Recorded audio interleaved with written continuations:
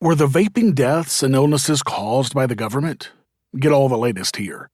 What's in the news with stories on a kid given a concussion by a school administrator, a house stolen over $8, the town with no cops, bad cop rehired, government killing an innocent man, and a Julian Assange update. Finally, in Ask Me Anything, where I answer your questions on the college admissions scandal, the alternate history genre, waking up, and fuck in the neck, marry, kill, Trump, Obama, Pelosi. This episode is brought to you by Health Excellence Plus, a health share that has saved my family thousands of dollars and can save you money too. Also brought to you by ForkFest, the annual decentralized Libertarian camping event that happens around PorcFest, with no tickets and no one in charge. Also brought to you by all of my dozens of supporters. Welcome to The Lava Flow, channeling the flow of information to the libertarian, anarcho-capitalist, voluntarist, and agorist community. Find us at thelavaflow.com. Here's your host, Roger Paxton.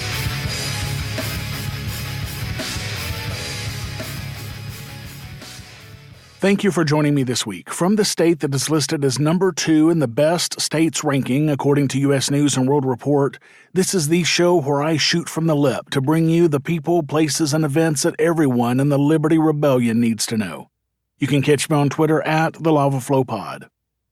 This is episode 144, Let's Talk Vaping. And it's Tuesday, November 12th, 2019, when there have already been more than 753 people killed by police this year, and the United States debt clock shows us at more than $23 trillion, $31 billion, $900 million in debt. What's wrestling my jimmies this week? You're about to find out. Let's do it to it. As many of you guys know, I vape nicotine regularly, and occasionally I vape other substances. But I 100% believe, based on evidence, that vaping will extend my life versus my life if I were still smoking analog cigarettes. This is backed up by several studies, including an independent review in the UK that says e-cigarettes are about 95% less harmful than smoking. There are hundreds of fewer carcinogens in vaping than there are in analog cigarettes. And yes, I know, I could extend my life even further by quitting vaping too, but I've tried, and you wouldn't like me if I weren't vaping, I promise. Jess, though, my wife, finally did stop vaping completely as well a few months ago, so she is 100% off of nicotine. I am so fucking proud of her. Anyway, on to what is wrestling my jimmies about this. In its infinite wisdom, as we've talked about on this show, the government, specifically the FDA, is working on banning flavored vapes because of some disease that has spread up around vaping. Oh, and of course, they are doing it for the children. But as we've talked about, it is highly likely that the vapes in question that were causing deaths and diseases were for sure black market THC vapes and not white market nicotine vapes. But it is the white market nicotine vapes that the FDA is going after, go figure. Only the government can put a plate of bullshit in front of us, tell us it's a T-bone steak, and the majority of people will dig in. Well, I, for one, know bullshit when I see it, and I refuse to take a bite of the shit sandwich that the FDA is pushing. While it has been suspected for a while that the vapes at issue were bootleg vapes, there's now solid evidence that vitamin E oil found in bootleg THC vape products is behind at least some, if not most, of the 2,000-plus severe vaping-related lung illnesses nationwide, a finding the Centers for Disease Control and Prevention calls a breakthrough in the investigation. Dr. Ann Schuchat, CDC's primary deputy director, said, "For the first time, we have detected a potential toxin of concern, vitamin E acetate. Vitamin E acetate is an oil that is a synthetic form of vitamin E." Investigators tested samples of fluid taken from the lungs of 29 patients with vaping illnesses in 10 different states and found vitamin E acetate in all 29 of those. No other oils, such as mineral oil or plant oils, were found at high levels. Schuchat said, "These findings provide direct evidence of vitamin E acetate at the primary site of injury within the lung." Now, vitamin E is found in a lot of common products, from food to supplements to skincare lotions, and there's no evidence that it causes harm when swallowed or applied to the skin. When inhaled, however, it appears to cause problems. One official described inhaled vitamin E acetate as a coating of honey that sticks around in the lungs.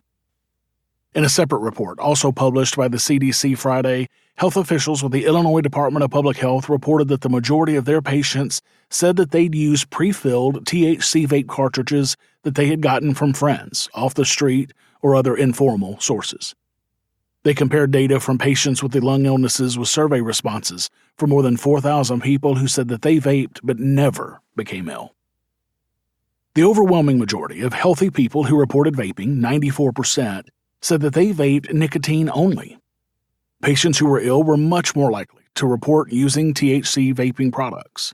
What's more, they were roughly 9 times more likely to obtain the THC-contained products from informal sources such as a dealer, off the street, or from a friend compared to survey respondents.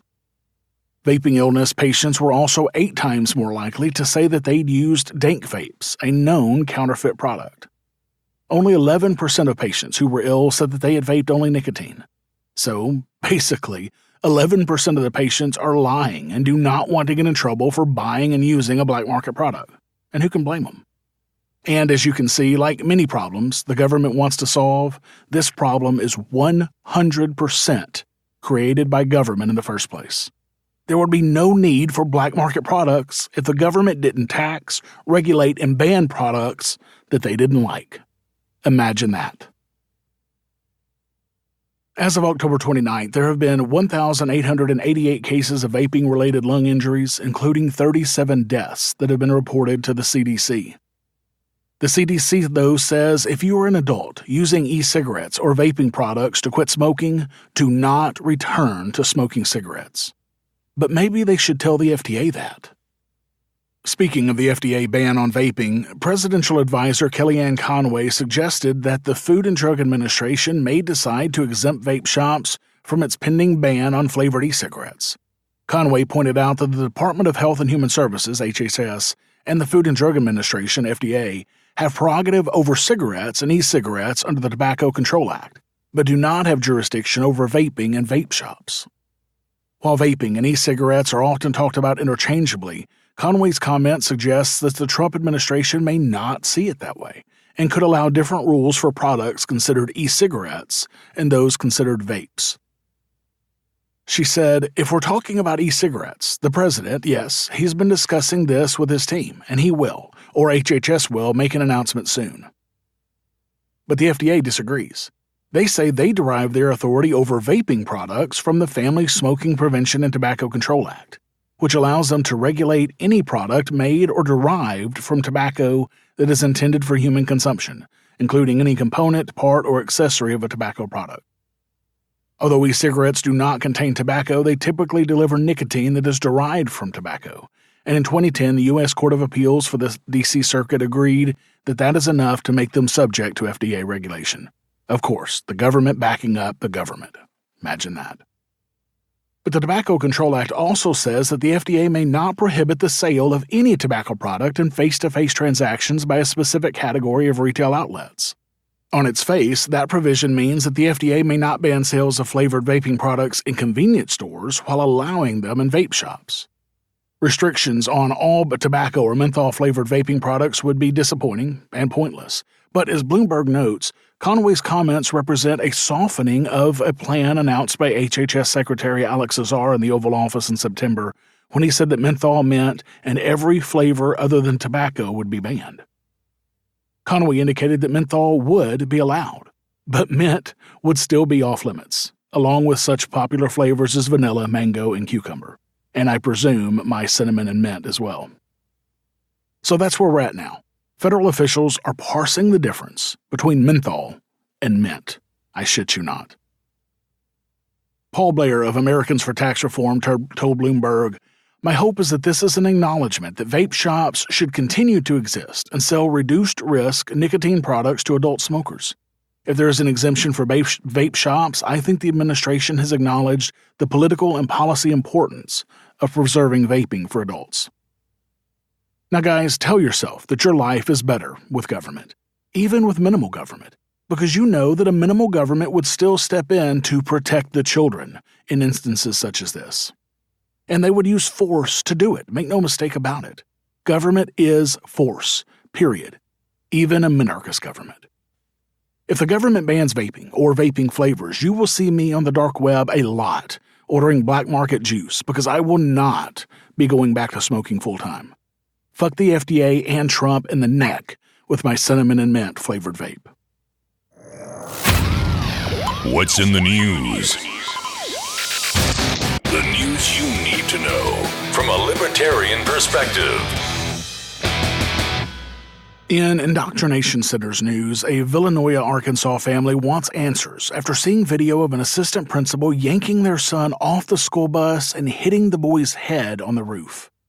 Cell phone video shot by another student on the bus shows 11-year-old Braden Huffman being carried down the aisle by freshman academy assistant principal Tim Burlington. Braden's mom, Sasha, says he was snatched up like a rag doll. No matter how you spin it, you do not put your hands on a child. The sixth grader had just been picked up from the intermediate school on Friday when he said that his bus stopped at the high school.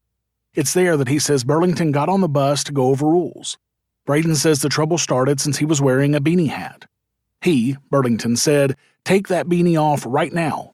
So I said no, and he came over and snatched me up. Why can't I have my beanie on when my ears are cold?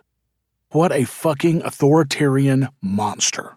When the rules don't make sense, you have to use force to enforce them. In the video, you can hear a bump when Braden's head hits the roof of the bus. His family says it was enough that Children's Hospital treated Braden for a concussion. Superintendent David Stevens acknowledged seeing the video and said that it's being investigated. Stevens declined an interview, saying he can't comment on student or personnel issues. Stevens did say over the phone that it's district policy that hats can't be worn at all. Now, the intermediate school handbook includes a section for student dress. It states hats are not to be worn in school. The policy does not mention no cold weather hats on buses, but it does say dress appropriately for the weather. Huffman says that her 16-year-old son and several friends were suspended Monday after wearing beanies into school in protest. Good for those kids. Now, of course, this is all utter nonsense. First of all, the rules are completely unclear, which is exactly what authoritarians want. That way they can enforce the rules however they want at any given moment.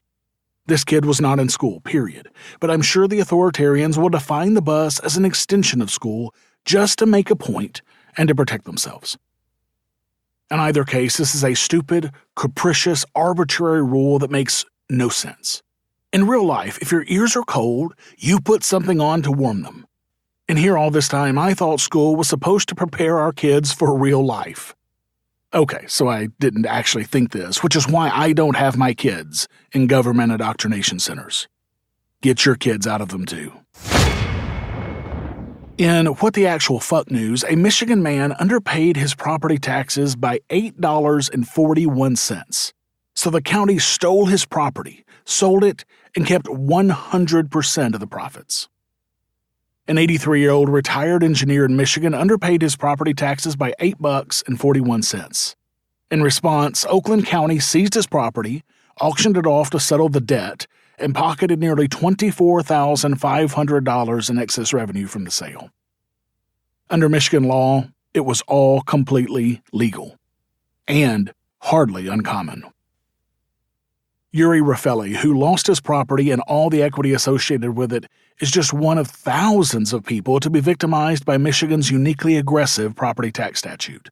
The law, passed in 1999, is an attempt to accelerate the rehabilitation of abandoned properties, empowers county treasurers to act as debt collectors. In the process, it creates a perverse incentive by allowing treasurers' offices to retain excess revenue raised by selling and seizing properties with delinquent taxes, even when the amount owed is minuscule, and even when the homes aren't abandoned or blighted at all. Organizations representing property owners like Raffelli say the practice is unconstitutional, inequitable, and unreasonably harsh. They call it home equity theft, a process that's a close relative to the civil asset forfeiture laws that have been used by police departments to similarly deprive innocent Americans of their property without due process. They are now asking the state Supreme Court to restrict the practice. In August 2011, Raffelli purchased a 3-bedroom, 1,500-square-foot home in this predominantly African-American community of Southfield, Michigan, a lower-middle-class suburb just north of Detroit. That $60,000 purchase was recorded by the Oakland County Register of Deeds on January 6, 2016. About 6 months later, in June of 2012, Raffelli was notified that he had underpaid his 2011 property tax bill by $496. Raffelli made subsequent property tax payments on time and in full, and in January of 2013, he attempted to settle the unpaid tax debt according to court documents. But he made a simple mistake in calculating the interest owed, resulting in another underpayment of $8.41.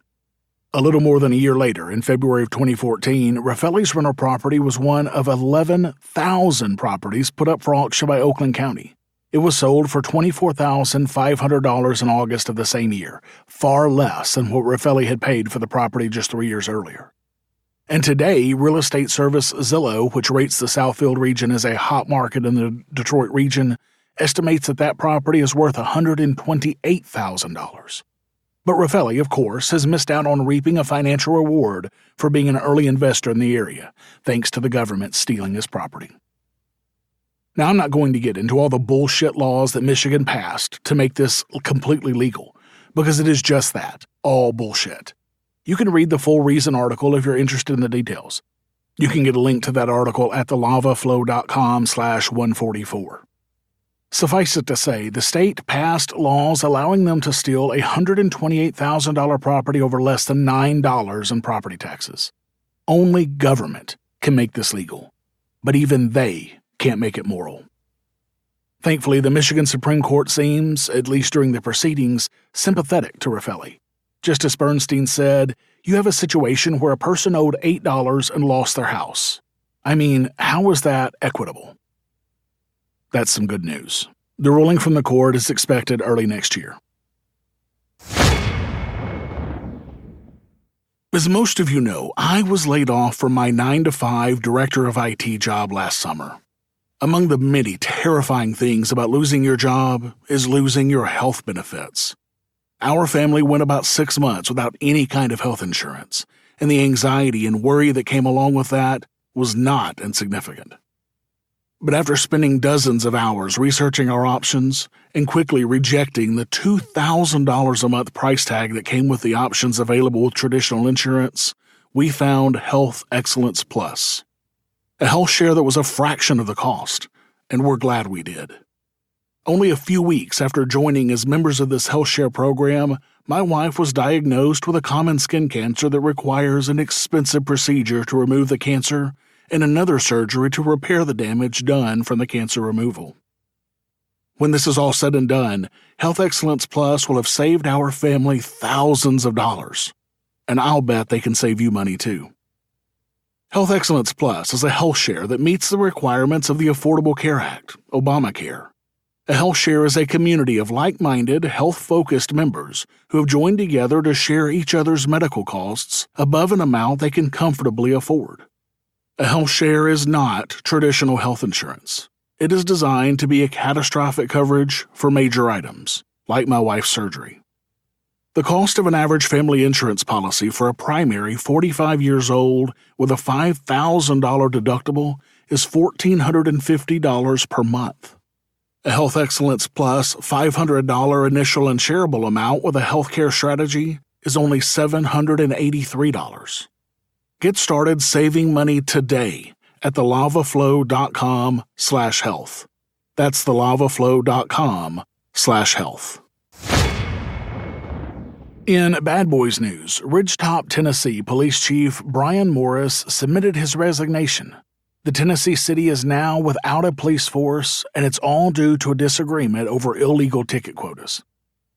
In January, Fox 17 released explosive reports that implicated Ridgetop Mayor Tony Reasoner and Vice Mayor McGraw Johnson in a scheme to generate revenue for the city of just over $2,000 by directing the police department as a whole to write a minimum of 210 tickets each month.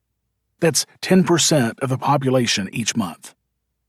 The officers pushed back and finally took it upon themselves to secretly record Reasoner and Johnson. The recordings were then handed over to Fox 17. In the recordings, Reasoner and Johnson talk about repayments to the city after the police payroll was $54,000 higher than the revenue from citations. The pair hoped that if the police wrote more tickets, it would generate new revenue that would fund the entire police payroll. Tennessee Criminal Code bars politicians and state agencies from disciplining a police officer solely based on the officer's ability to meet a ticket quota. The Ridgetop officers have argued that Reasoner and Johnson violated this law by demanding to see bi-weekly ticket reports from each officer. In one of the recordings, Johnson even attempted to leverage a raise for 2 officers and the rehire of another to encourage officers to meet the quota.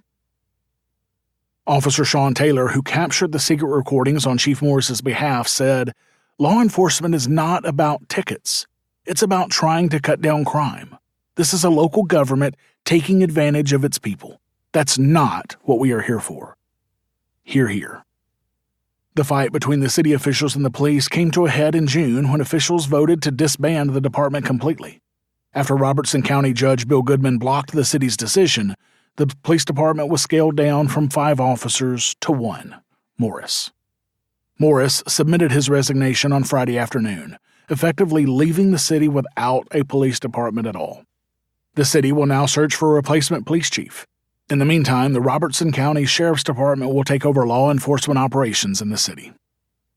Now look, guys, good cops quit police departments, period, and this is a great case of that. A good cop cannot survive or thrive long in police departments. Now, I've talked about stories here where good cops are targeted for abuse, beatings, demotions, firings, and many other things for doing the right thing and stepping up. Well, the only right thing for a good cop to do is quit, period. My hat goes off to Morris for having the courage and the moral fortitude to do so.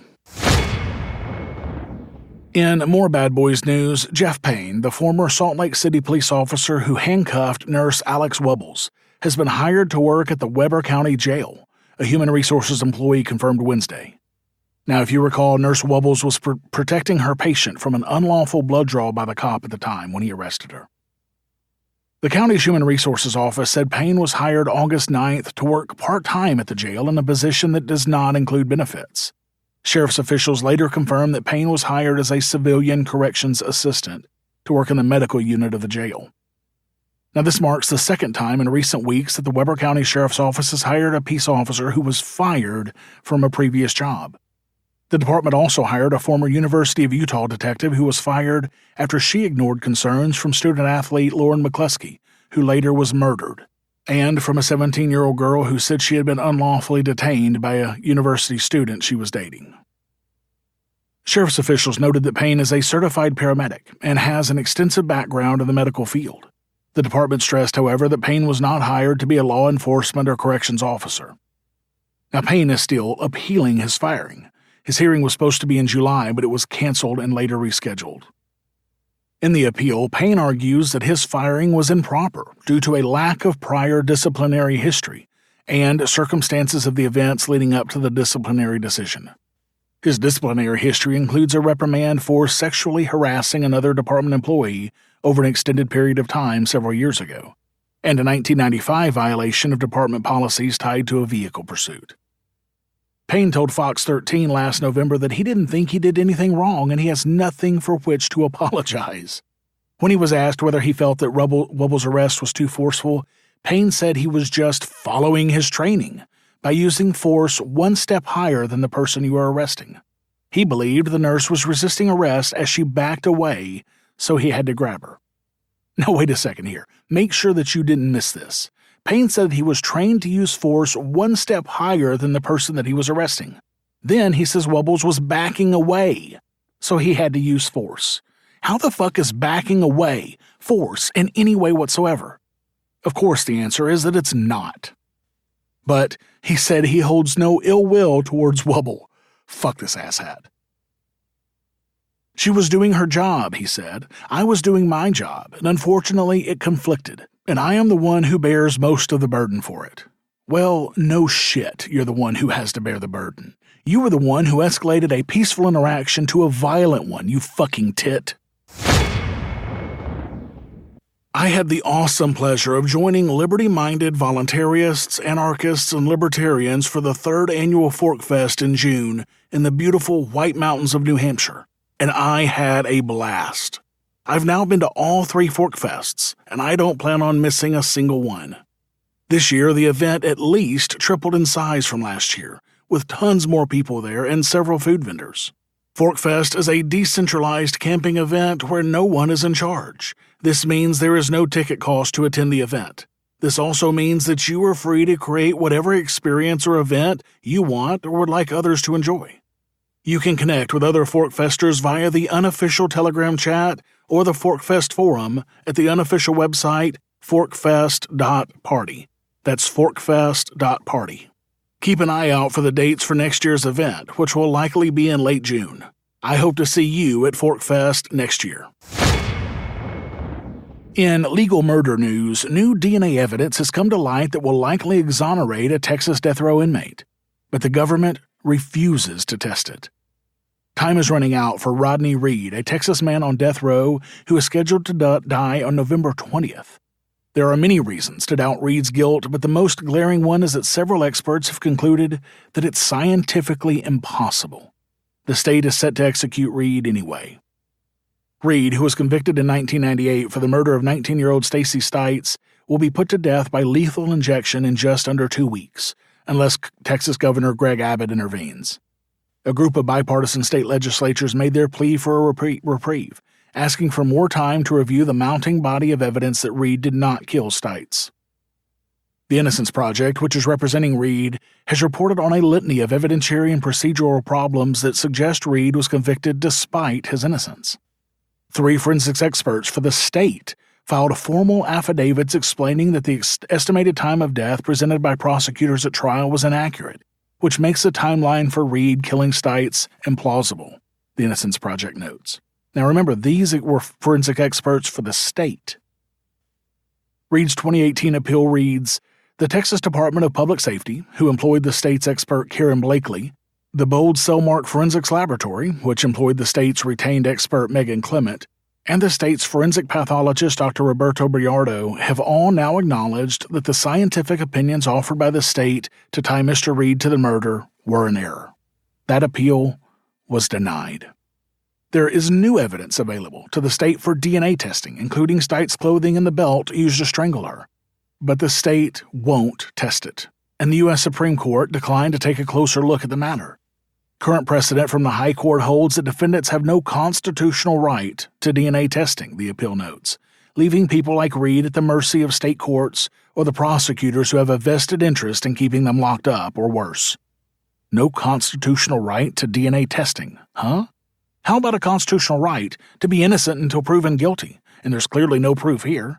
How about a constitutional right to not be murdered by a government for a crime that it is impossible for you to have committed? Fuck the state of Texas in the neck with a boot. In Heroes news, the treatment of WikiLeaks founder Julian Assange, who is facing the threat of extradition from Britain to the U.S. on espionage charges, is putting his life at risk, an independent UN rights expert said Friday.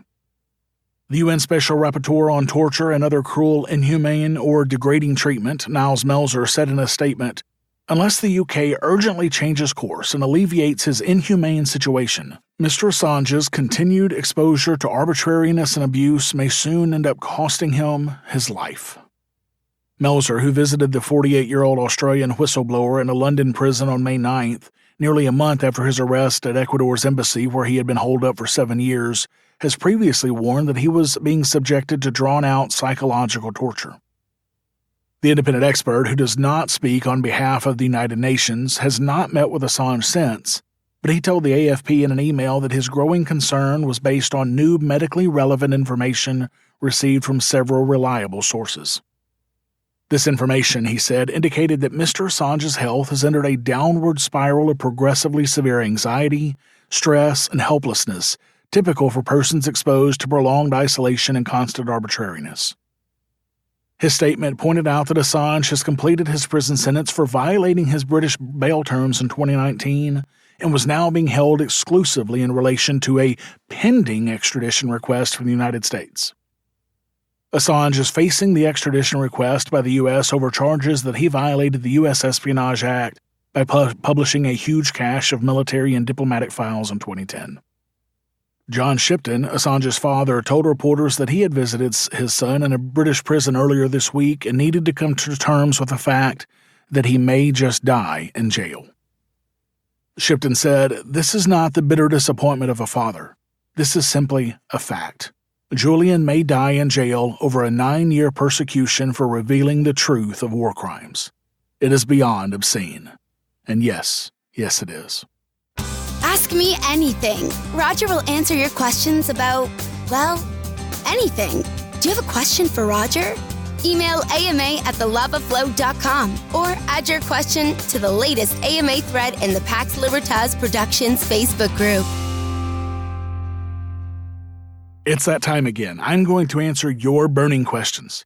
Remember, you can ask me your questions by adding it to the thread that I post in the Pax Libertas Productions Podcast Fans Facebook group or by emailing me at ama@thelavaflow.com. Or if you are awesome as fuck and you support this show, you can ask me your question on the Lava Flow Super Supporters Facebook group or in Patreon. So let's jump into the questions.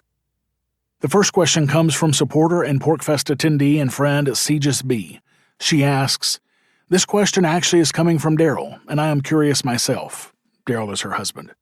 "What is your opinion on so many corporations pandering to the Chinese government and essentially silencing people who speak in favor of supporting Hong Kong? What can voluntarists realistically do about it?" Seegis and Daryl, I find the practice morally abhorrent, of course. Any corporation that panders to or supports a tyrannical government deserves everything that they get, period. As to what voluntarists can do, well, there are several things. First, speak up. Tell people what's happening. Ask people if they will continue doing business with company XYZ because of this.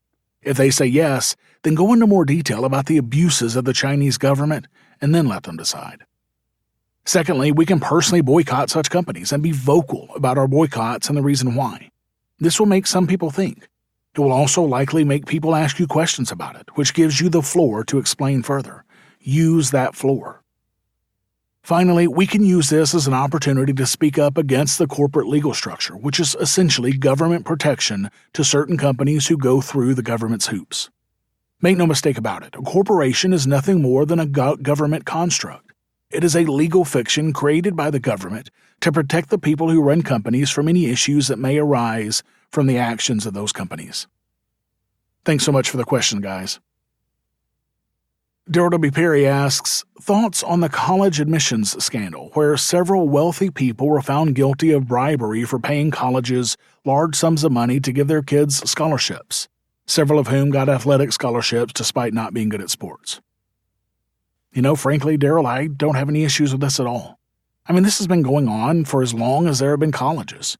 Mr. Wealthy Guy builds a new science lab for the school so his little Jenny can go there for free. Mrs. Wealthy Guy buys a new wing for the college so that her little Johnny can play on the football team. No big deal at all, whatever. As long as no contracts with other students are being violated, I have no issue with this. Now, however, if there is a contract with students that says, for example, you can only be on the football team based on merit, and then the college does put Johnny on the football team because his mother's money, even though he would never have made it on the team by merit, now we have a contract violation. The only issue I see is the huge marriage between colleges and governments, but I am really not sure how that affects this one. Daryl also asks, "I just started watching The Man in the High Castle with Jackie. Have you watched it? Thoughts?" Follow-up, thoughts on the alternate history genre. I haven't watched this yet, but it is on my queue of things to one day maybe watch if I ever have time and nothing better to do. I do love the alternate history genre, especially in books. One time I read a book called The Guns of the South, which was essentially what would have happened had the South won the Civil War. But it got a little weird past that because modern South African racist apartheid supporters went back in time in the book and supplied the South with AK-47s and other modern weapons. Of course, the South then ran roughshod over the North. Jefferson Davis and Robert E. Lee then used those modern weapons to get rid of the South African apartheid folks, and the South ended slavery. Now, it was not interesting to me as a treatise on what would happen if the South won the war, because that's not something particularly interesting to me anyway. But it was interesting to see and think about alternate ideas and possible divergent history. Maybe it was some Mandela stuff, I don't know. Anyway, the next question comes from supporter Matt, also known as New Hampshire Man. He asks, "I've been wondering what your thoughts are regarding waking up. I think it gets tossed around in many different ways, but to me that means it's not uncommon for people to come to the realization that they've been lied to their entire lives. For example, coffee stunts your growth. The crust is where the vitamins are. School is where learning happens. Climbing the corporate ladder equals success. The government is here to serve you. War is noble. Your vote matters. And on and on and on from the benign to the inconceivable. Can you point to a moment where you woke up? Is there a way to facilitate others to wake up, or is it strictly an independent journey? Matt, thank you so much for this question. This was a really great one. I'm not sure I can point to a specific moment in time where I woke up. It was more of a process of eliminating old superstitions based on seeking evidence over time. Those superstitions included political, philosophical, and spiritual things. It was at a time in my life where I began to question everything that I had been force-fed and just took at face value for years based on the authority of the person telling me things instead of looking into it for myself. At one point I must admit, very much into the appeal to authority at that stage. Now I see myself as my highest authority. Now, of course, that does not mean that I don't search out experts in areas that I'm not an expert in, just like I contacted you, Matt, when I wanted more information on knife sharpening, which led me to so many other things. But it does mean that I will even question information coming from experts and do my own research on the areas where they led me.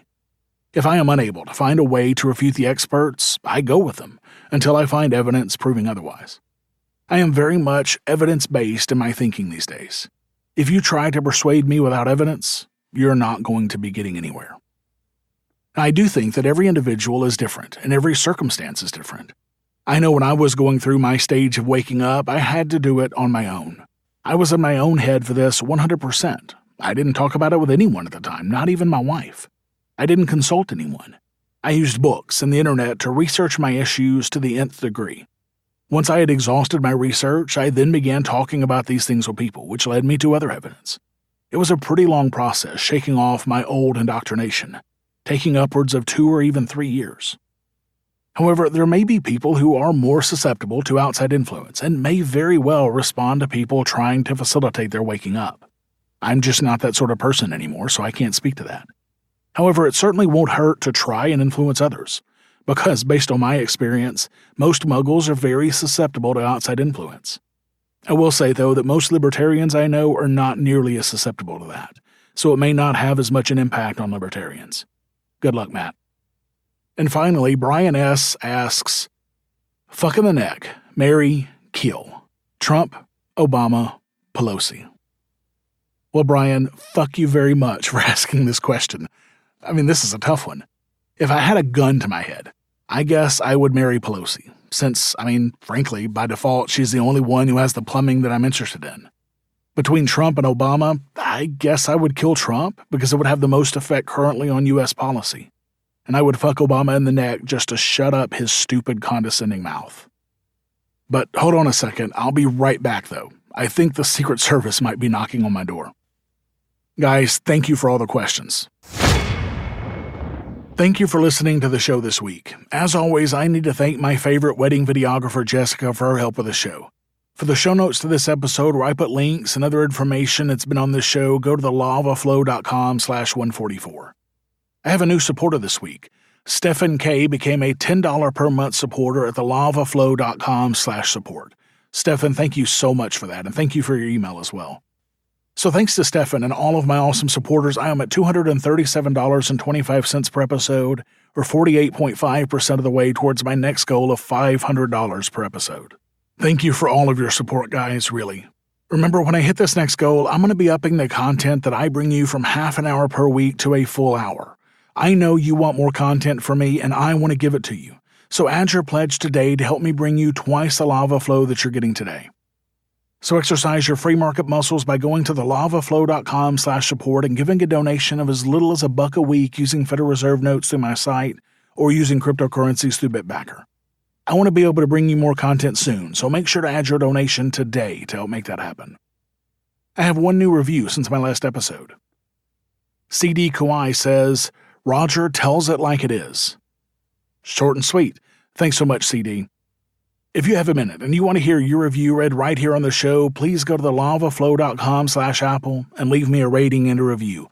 All the cool kids are doing it, just like CD. Thank you to everyone who's left me a rating and a review so far. You guys rock. To all of you who haven't, can you guys help me out and go leave a review for me? Go to thelavaflow.com/Apple to do that now.